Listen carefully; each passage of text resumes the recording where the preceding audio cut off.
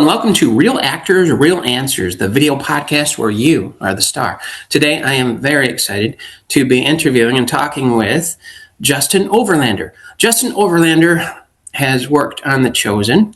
He's an actor. He's kind of a chameleon. If you take a look at his IMDb, his acting reel, it's like he puts on these faces. It's just amazing character. He totally immerses himself into the role. And he's fun, I think. Anyway, enough of my talk. Justen, how are you doing today? I'm doing fine. I'm going to try to be boring to just disprove everything that you just said. I kid. I'm kidding. No, that's beautiful. So tell us a little bit about yourself, like not when you were born, that's good. But how did you get into this business? What promoted you? Why did you follow this passion?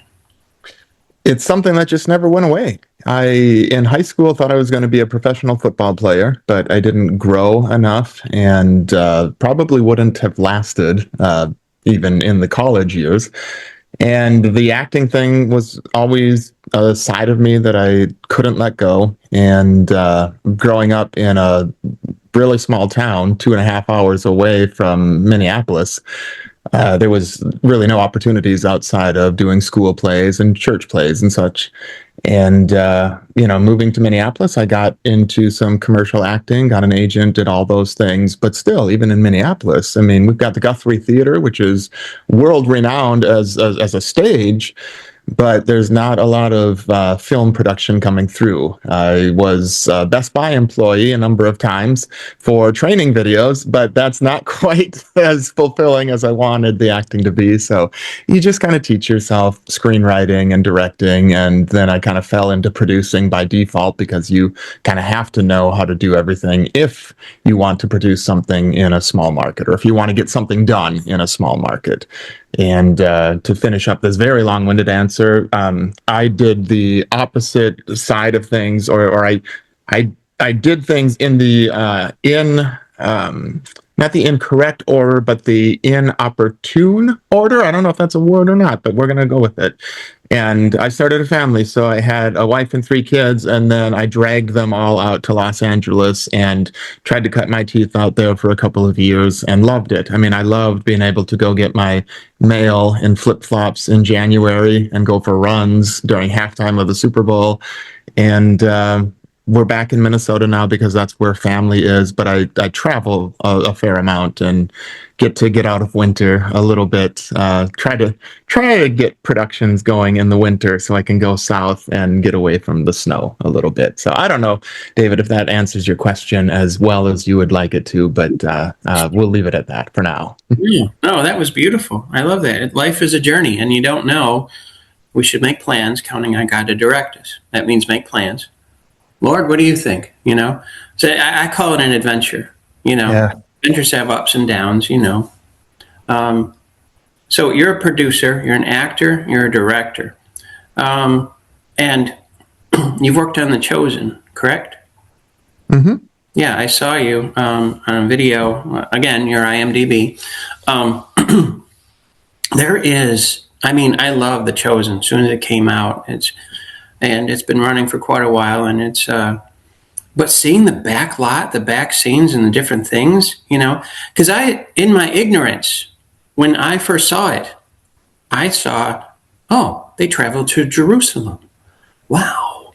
Because it was so authentic, right down to the dirty faces, which is not real dirt, I've discovered. But no, it's very organized. I watched how they built the track for the camera to run across. Very detailed.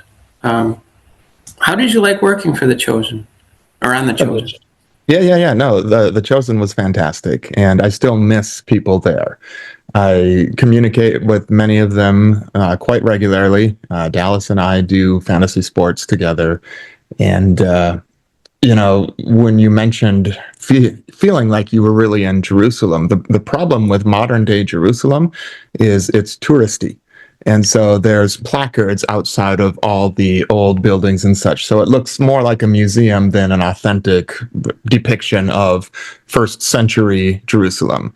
And so we came upon this location outside of Dallas, Fort Worth, Texas, called Capernaum Village, and we shot the first portions of the first 2 seasons there. And then, fortunately, people believed in the show enough that they were contributing to it financially and helping support it. And then we were able to build our own studio down in Midlothian, Texas, just closer to DFW and Love airports.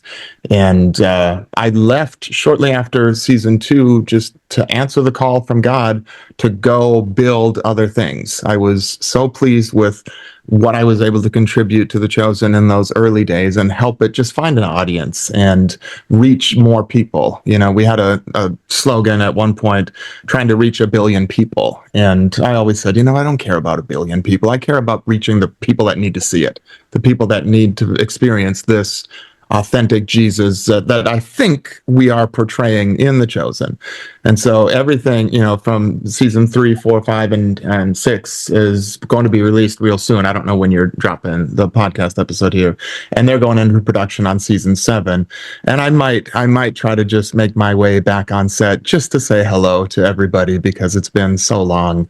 And I love so many of those people so dearly and really do miss them. But when God pulls you and calls you into something else, you got to answer. And I feel like I did. And it hasn't been completely smooth sailing all along the way, but I really love what he's putting before me. This year, this 2026, is going to be an exciting year for projects that I have on the radar. Excellent. It's like walking on water. Hello, Peter. And it's like, as long as you're here, looking into his eyes, you're okay. And anytime you look down, which is a normal thing to do, it's like, what are we doing? And why? So I can totally relate to that. Speaking of your dear family of The Chosen, and I get that, it's heart to heart, I'm going to ask this. I don't know if I'm right. Of course, I'm going to ask anyway. Are you and Dallas related? You look like brothers. It's funny because in the very earliest days of The Chosen, I would host some of our live streams and some of our behind the scenes videos, and we would get comments as, "Oh, is that your brother, Dallas?" And I would always joke, I'm not, I don't look like Dallas. He's not half as good looking as I am. And he's also like 4 inches taller than me. I'm 6 feet, so I'm not like a super short person, but Dallas is 6'4". He hovers over everybody. Wow. And, I spent 4 years with The Chosen and got to know him really, really well. We lived together when we were shooting seasons. And, I know things about him and he knows things about me that could get us both in trouble, but we're not going to go there. We're not going to do that. I still consider him a brother. I love him as a brother, love his family.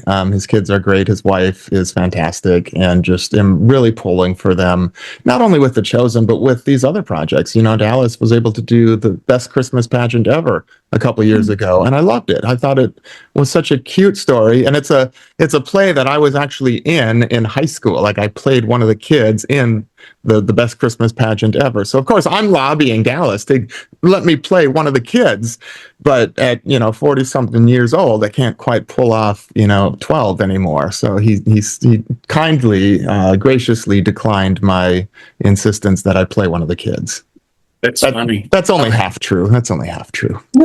Speaking of you're talking about younger generation, you go for you're helping out with charitable causes, positive male role models. What was that about? I just really I feel so passionately that adult male role models are the most important thing for a child growing up. Now, that's not to say that it's more important than drinking water, having shelter, having a home, all that stuff. But we are so lacking in our country, in particular, with having a positive male in the household. And so I coach all my kids' youth sports. We do basketball, football. I've coached baseball and soccer, even though I'm terrible at both of those.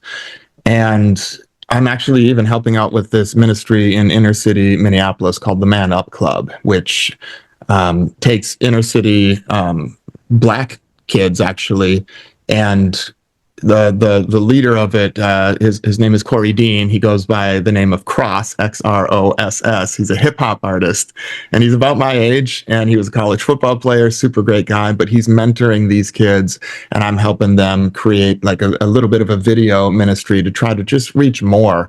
And you don't as a child, you don't have to continue the pattern. You can break that chain. You can break the link. You can prove to your peers and to others around you, I don't have to follow that same pattern. Even if I don't have a father at home, I can be a good role model and a good influence to others. And so that's what I'm trying to do, is just wherever I can, however I can, be a positive influence. And it's not always standing from my soapbox, screaming scripture or anything like that. In fact, it's very, very rarely that, maybe even never that, but just having conversations with somebody and saying, you know what, you're loved. And I don't want to sound corny about this, but I love you as a person, as a brother. And we don't even necessarily talk about Jesus in some of those conversations. I'm thinking of one in particular on a flight I had a few months ago, talking to a steward who was sitting by me, and he wasn't on duty, but we were talking and talking and talking. And I won't go into detail about that because it's a kind of private conversation. But afterwards, I just said, you know what? I love you. And I'm sorry if Christians have ever made you feel anything less than loved. Yeah. Wow. Wow. Beautiful. I'm going to call you mentor and a coach, because you said a former basketball coach and former teacher. How does this passion that I hear and feel right through the screen, how have you subconsciously or consciously transferred it into like and helping on The Chosen, producing on The Chosen? Have you found that those experiences transfer over to the cast and how you work on set?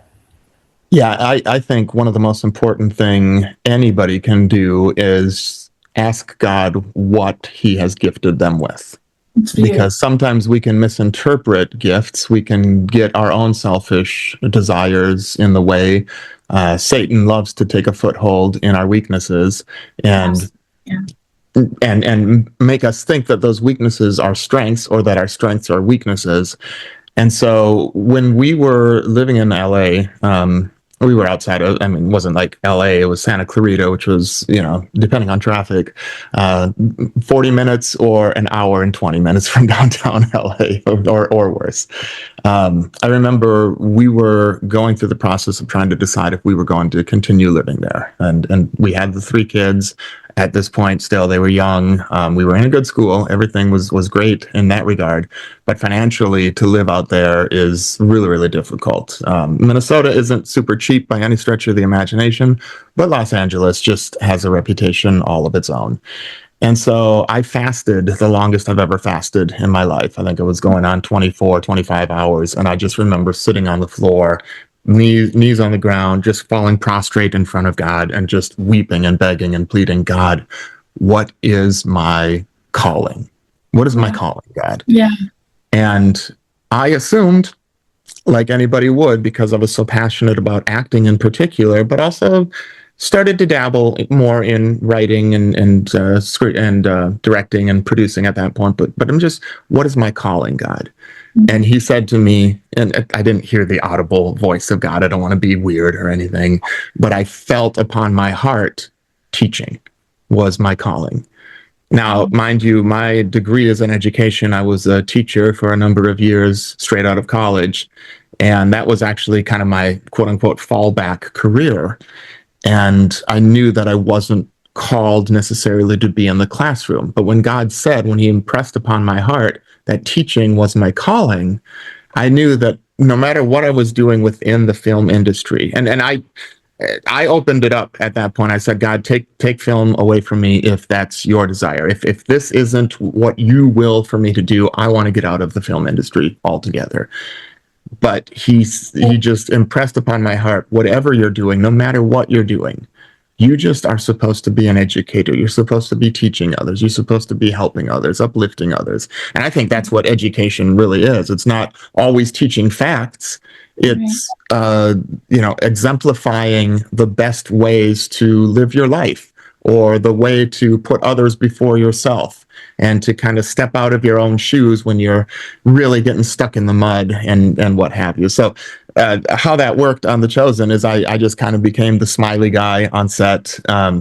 The second season was tough because we were in the midst of COVID, so we had masks on. So this Oh, looks a little different than this, So Absolutely. I'm just always saying hello and nodding to people and just being that friendly guy, which isn't always super common, especially in on the producing side of things, because there's so much stress that comes with trusting, or knowing that other people have entrusted you with their dollars, whether it's investments or donations or otherwise. Just knowing that all of that weight falls upon not my shoulders alone, of course, there's a big team of us, but just carrying that weight and not wanting to waste anybody's resources, that because they believed in this show so much, I wanted to be a good steward of their financial support, and be an uplifter and still get the job done. Because sometimes at the end of I'm not kidding you, we had one day in season 1 that was 18 hours of shooting, and 12-hour days are tough enough, but when you're going literally from morning to the next day altogether, morale can get pretty low. So I like to think that I was a morale booster at times. Not to say that I wasn't also victim of the crabbiness and just the tiredness, but really tried my hardest to be as positive of an influence to those around me as I could be. That's beautiful. Yeah. No, there's so much of truth in what you just said. That's why I like to say, if you're on a Christian set, first thing above all, let's pray. Let's get together before we start the day and pray. Otherwise our egos get in the way, or difficulties, or stuff, to make it unified. Now, you said that you're writing. Did I catch that right? Mm-hmm. What are you writing? You don't have to tell us, but I teach script writing, and I love script writing, and I'm working on something, but this is about you. So what's up with that? Yeah, no, I started writing screenplays probably in my early to mid 20s. And my first screenplay is absolutely awful. It's embarrassingly bad, and nothing that I would ever show to the light of day. It's not even a screenplay that I could go back into right now and save, because of the experience I've gained over the last 20 some years. Oh. That's how bad it is. And that's what I tell new screenwriters, people that really want to start screenwriting: write a screenplay, put it in a drawer, or put it in a folder on your desktop, and just leave it alone. And then start writing the next one, because the first one's going to be terrible. It just is. Very, very rarely can somebody actually craft a well-structured screenplay that isn't A, completely derivative of something else, or B, completely devoid of the structure that you need to have in a screenplay. And the argument sometimes I get is, well, yeah, but Quentin Tarantino, you're not Quentin Tarantino. Okay, you're just not yet. All right. Love the confidence, love the bravado, but the only way to become a better screenwriter is to write. The only way to become a better free throw shooter in basketball is to shoot free throws. So you have to start writing, but you have to acknowledge that my first 3 free throws might be terrible. My first screenplays might be terrible. That doesn't mean you're bad. It just means you're inexperienced. And you got to take the experience of doing poor screenplays, and then eventually. So I always say, don't write your passion project first. Write something that you like, that and get it out of your system, and then maybe start working on your passion project once you've had enough feedback on that first one. That wasn't your question. It wasn't how can I, help other screenwriters, but what I'm working on is just trying to get better with everything I write. And the last couple things, I adapted a true life story recently, and that's kind of in the pipeline development.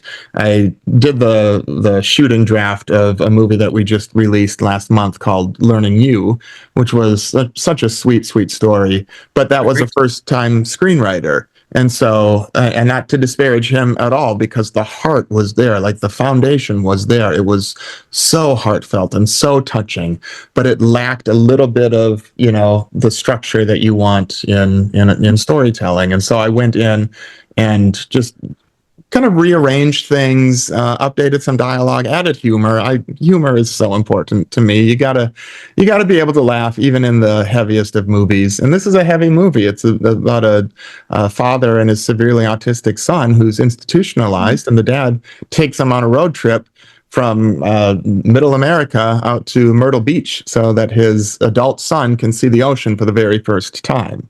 So you can see how that could be pretty heavy.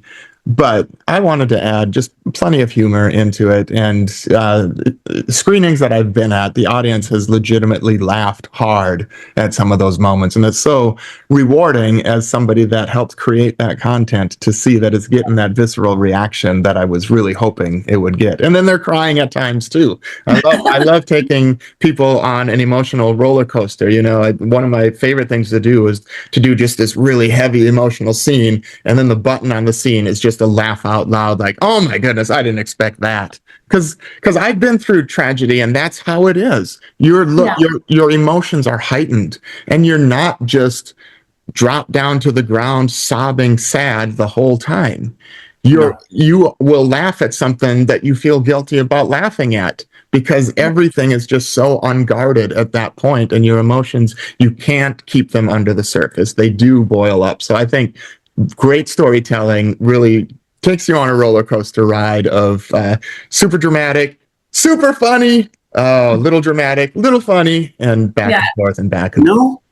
What you're talking about, because when I watch something, I'm like you, if I may say, I look beyond the text to the subtext to the facial effects and everything else. And what you were just talking about is many times in many scenes in different chosen episodes, that's what I saw. Proverbially naked and open, like when, I forgot his name, but he listened to Jesus. You don't know what I've done after they got the fish on the other side of the boat. I forgot his name, but there was such truth in his face. It's like you had to sit back. And then at the same time, there was a scene where Jesus, the actor Jesus, he was, they were going to this hotel, this inn, I'll call it, and they were saying they have so many rooms, but this room, it's possessed. He goes, oh, I'll take that room. There's got to be laughter with the tears. Yeah. There's got to be that. Yeah. Even on set, in some of those heavier moments, there were opportunities for an actor or Dallas or somebody like me that has a dry sense of humor to just crack a joke, not at the most inappropriate times. I mean, certainly the end of episode 1 of season 1, where Jesus is redeeming Mary Magdalene, and we're shooting that in like 30-degree temperatures in Texas with even snow flurries in the air. That's not the time to crack a joke. But even between those scenes, like we would have like hand warmers and such, and the Jesus and the disciples are almost primarily in sandals or barefoot.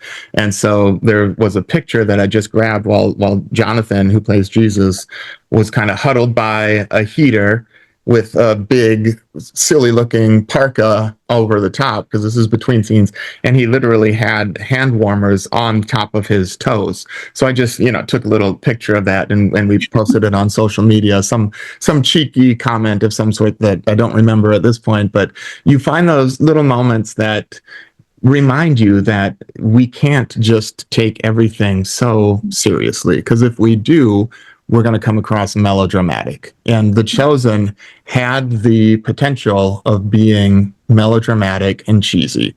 But Dallas was the right guy to make sure that it didn't get there.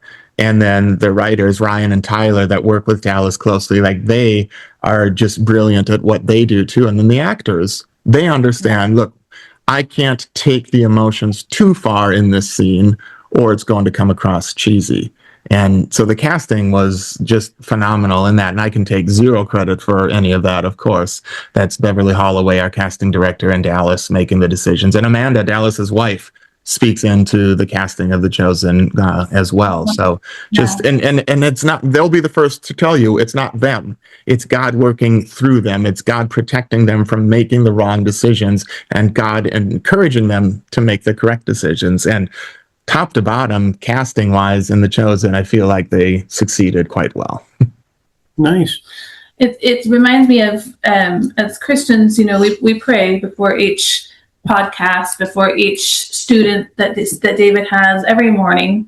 We pray, and making God first, putting God first in that aspect, and having Him help you in those decisions and in those daily things. It's really beautiful. It shows not that it's your own, you know what I'm saying? Like you're doing it on your own, but God is in everything. And the things that He showed David and I through, this is about you, but the things that He's shown David and I through the people that He's brought into our lives and the students that He's allowed us to help and mentor to. As you've saying, you were a teacher. And I taught for years. I taught pre-K through fifth grade. So teaching pre-K through fifth grade as well, and to see, how God allows you to be used in that aspect, to show other people and to delight for Him. It's just a beautiful thing. So, yeah.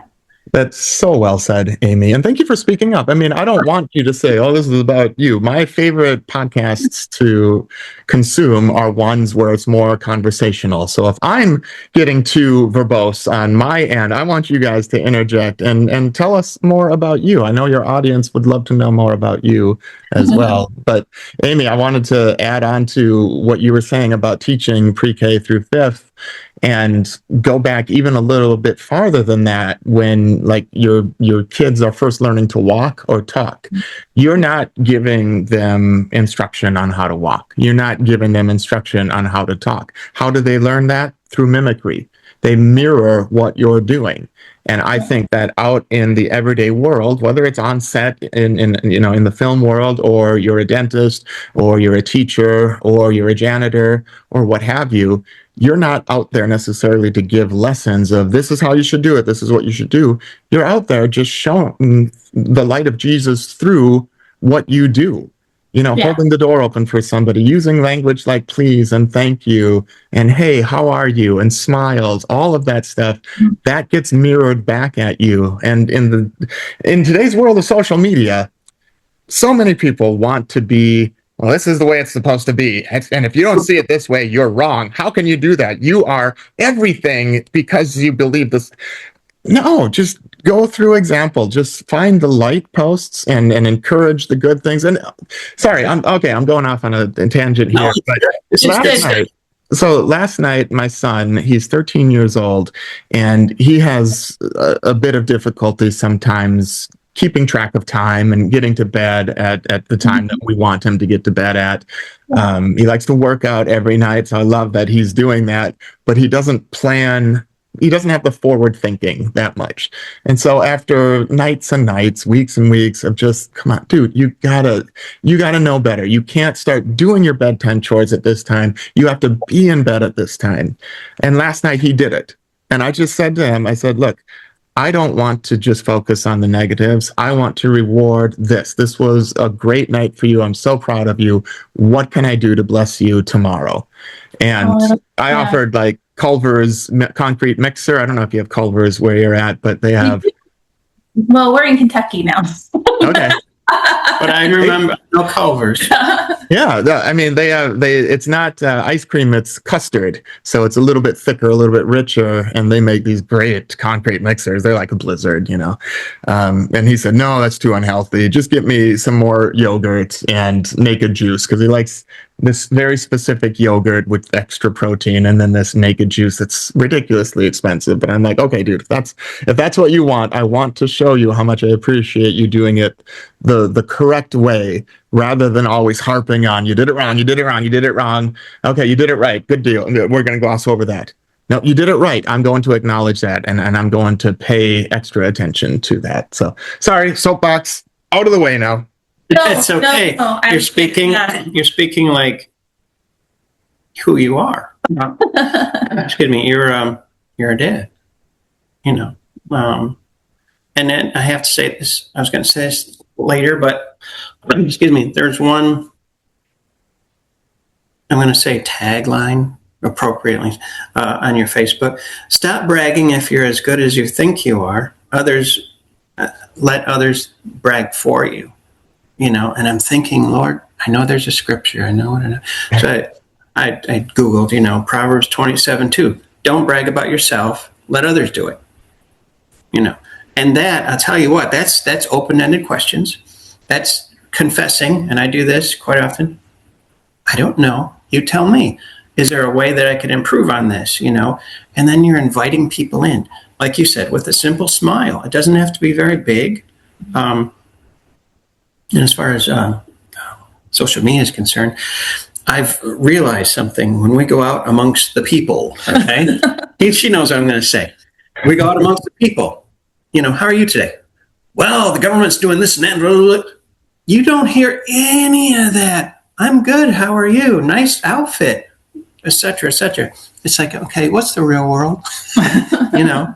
Go ahead. Go ahead. We used to, so we came from Oceanside, California.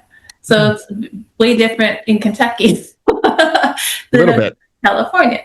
And so you were talking about how, you know, when you lived in LA, so we understand, like, you know, an hour, whatever, hour and 15 minutes or whatever, you know, to LA, because it was like 45 minutes to San Diego from where we were, you know, and LA was about, I don't know, 2 hours or something, you know, so within that. So I completely understand, like, the traveling and everything. And we're in Kentucky.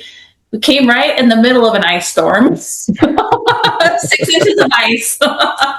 And now it's beautiful, like 60, 70, you know, so we're still acclimating. But God called David and I here to Kentucky.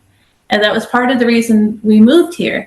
And sometimes you don't understand that calling, you know, until you move and you are finding that God is showing you different things and teaching you different things and allowing you to meet different people. And then within the past month, that how he's called us to Kentucky to do other things for him has come into play. And so once that starts to come into play, you're like, oh, I went because we were faithful, and, you know, we understand that we're supposed to go and do your work. But at that moment, it was like, I don't see it, Lord, yet, you know. But now it's like, all right, I'm starting to see that. I'm starting to see that those seeds were planted, and, you know, and that stuff. And so I think you were talking about how you were fasting and stuff, you know, to go to Minnesota. So I kind of understand that aspect as well. Like you were saying, you know, I don't know if this is the right thing to do, but we're going to do it. You know, so, you learn. Yeah. I tell people there's winners and there are, no, not losers. There's learners, you know. And if I may, according to your quote, if I may brag on you for a minute, okay, you're one of the significant lights that God has turned on, you know, as, you know, you let God advance you and promote you. A lot of times when we try ourselves, like you said earlier, it just doesn't taste as sweet. It's just, you got to struggle. God doesn't want you to struggle. He wants you to rest in him and let him, like Adam and Eve, provide for you. You know, because he knows exactly, we know some things. He knows everything, you know. I have to go back to I'm very excited about and I understand NDA and all that stuff, and I'm not assuming anything. Okay, but script writing, I love stories. I've written since I was 5, and they were 5-year-old stories, of course, with a lot of adverbs and stuff. But I would love to keep up with you if you would allow us to hey, what are you doing with this script? And because what you said about there's a truth in your writing that I'm feeling in my spirit, and I love truth. That's what acting is all about. In fact, I made up once years ago. I think God gave it to me though, but He gives you a lot of credit. ACT, always choose truthfully. Boom. And I said that when I was speaking to a large crowd in person at the time before COVID. And they go, wow, that's good. I said, yeah, it is. So that I'm just really excited that you're now, is that your main focus right now is writing? Well, writing, nobody can prevent me from writing. There's nobody that can stop me from doing it. I'm a husband first, a dad second. I mean, I'm a believer first, a husband second, a dad third. They all, they kind of intermingle. But when I'm afforded the opportunity to just sit down and write without distractions, I'm also highly distractible. So it's and my wife and I both work from home unless I'm traveling or she's in the office a few days a week. But it's difficult for me to even write when she's home because we don't have this huge house or anything. We have one office and one of us gets it. And even her walking by me in in our family room or what have you can distract me or take me out of just this. Oh, I'm right in the middle of a sentence. Okay. Oh, you're so pretty. Shoot, now I'm distracted. So whatever opportunity I can get, I used to stay up really late after everybody else would be in bed. I can't do that as well as I used to because I'm getting a little up there in age. And like in my 20s and 30s, I could go to bed at 2, 3 o'clock and be up at 7 and not feel much fatigue from it. Nowadays, like if I'm up too late, I feel it the next day for sure. And I'm a terrible sleeper to begin with too. So even if I go to bed at 2, I'm usually awake for an hour and a half before I can fall asleep. It's just something that I've had my whole life. But yeah, nothing can stop me from writing. So I'm always going to write. I don't think I'll ever retire from that. And it's not just screenplays. I have a devotional in the works. I really want to do a novel. I have this idea for a YA novel series that I want to write. And once the kids are all graduated, I'm sure that I'll be able to focus more time on that. But sure. Yeah, I wouldn't say that writing is my primary focus. I still tape auditions when I'm blessed with an opportunity to do that. And most of the projects that I'm writing now, I'm also a producer on them. So I've got one coming up, presumably in April, that we'll shoot somewhere in the Southeast. And it's just a neat little story about, it's got horses in it and just, it's set on a country, on a country farm, which I grew up in a tiny town. My grandparents were farmers. And so scenery wise, I'm just so looking forward to this one. And it's got a really neat redemptive story geared towards young women coming of age, late teens, early to late teens. Which I think is a demo that isn't quite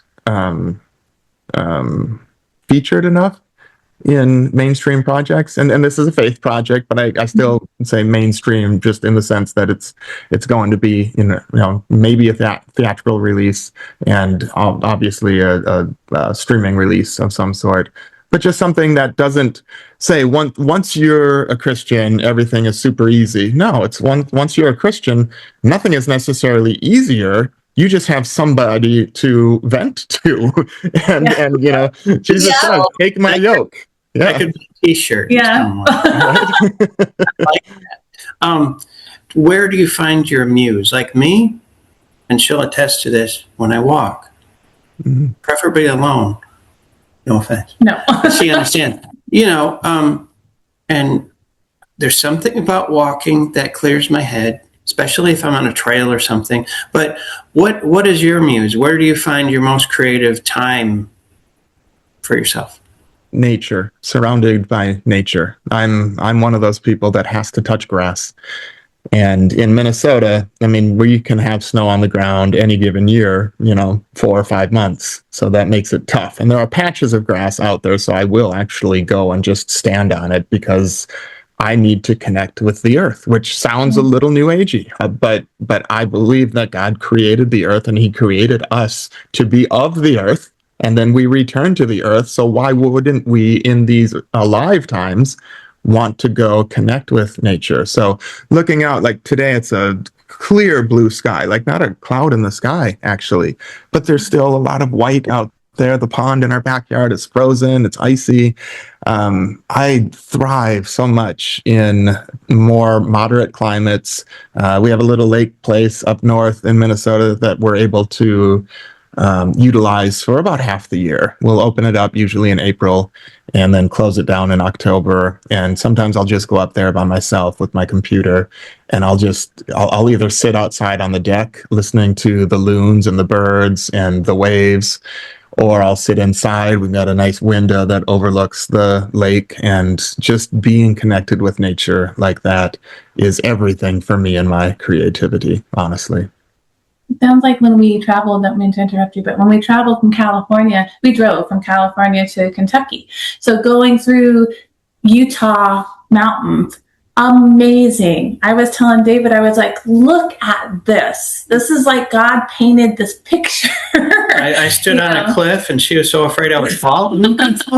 So but it was like looking at Mars if you could be on Mars. It was just spectacular. It was spectacular, and going through all of that, and just seeing the different states and the different colors and the people was fantastic. So, I love nature too. So, we did the trip. We veered a little bit north of what you did, but we drove back and forth from LA to Minnesota a number of times while we were living out there, and there's such a varied landscape. I mean, going through like Death Valley there in California, you'd think, oh my gosh, this is the most desolate place I've ever been. And then you're watching the thermometer on your car, 118, 119, and there's no gas stations for like this 50, 60 mile stretch. And then you drive by what's called Zizek's Road, XXYY, XX.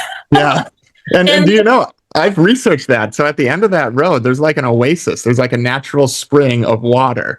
And so I actually started, I wrote a sitcom pilot about middle of somewhere, I think it was called, about what's at the end of Zizek's Road. And it was kind of just this alternate reality of there's a civilization living under the ground there. And it was just kind of like The Good Place in a way, just farcical. But yeah. Kind of like the Great Salt Lakes when you go through the Salt Lake. The salt flats. There's like nothing out there but salt. and the nice aroma of sulfur too. And sulfur. Now, do you have a website? I do. I mean, I have my production company website, which is Calm Storm Entertainment, but there's not much there yet. It's mostly just a placeholder for when I hire somebody to make it a little more robust. But I'm on social media. I'm the only Justen Overlander in the world, and most people don't know that it's Justen. But if you Google me for better or worse, you get everything. That's the nice thing about having a unique name. David, you do not have that luxury. You're one of quite a few David Thompsons. I can count on. I got to try extra hard. I probably know. I can think of 2 other David Thompsons that I know besides you. And if I thought harder, there'd probably be another 3, 4, or 5. Yeah, that's funny. So people can get a hold of you, Instagram, Facebook, LinkedIn, like that. Yeah, I respond to everybody as long as it's, kind and cordial. If it's a copy and paste message that I know you're sending to just every producer you can find, then I'm not likely to take the time to respond. But if it addresses me by name and it spells my name correctly, you're going to get a response from me. And Amen. I love connecting with people and just trying to encourage where I can. When my mother was on the earth, she taught me something. I was 17. I didn't understand it because I was, 17. But now I do. Wealth is found in the right relationships. Yeah. And now it's like, I use that in my coaching. I use that in my acting. We have that mindset. We're going to be in like two films. We're in two sometime films. Yeah, we're in a period piece in Texas in May. We can't say too much because we had, Yep. sign an NDA. And then we have another Indiana. one in Indiana, Yeah. possibly coming up in November. So Congratulations. Thank you. yeah, we're pretty excited, and It's fun. and David likes to speak, and he has students, like I said, throughout UK, England, Canada, and US. So yeah, Merry old England. Yeah. and I'm a vocal coach and singer too. So Very cool. Yeah. But Justen, it's been a privilege meeting you. It really has. It's been fun. I like when people just open up like they do. I don't take it for granted. It's precious. So I want to thank you for being on Real Actors, Real Answers. And yeah, I guess that's the hook right there. Thank you for being. we appreciate your time. Yes, definitely. So Thank you. Yeah, thank you so much for the conversation. It was very enjoyable. Amy, you have a smile that encourages me so much, and I appreciate that, and the nodding and everything. And David, you do as well. But it was just so nice to see. Hey, I think I said a few things that Amy was like, yes, and that's the teacher blood in us. That's the teacher blood. It's just. So, thank you guys. Stay in touch for sure. Yes, thank you very much.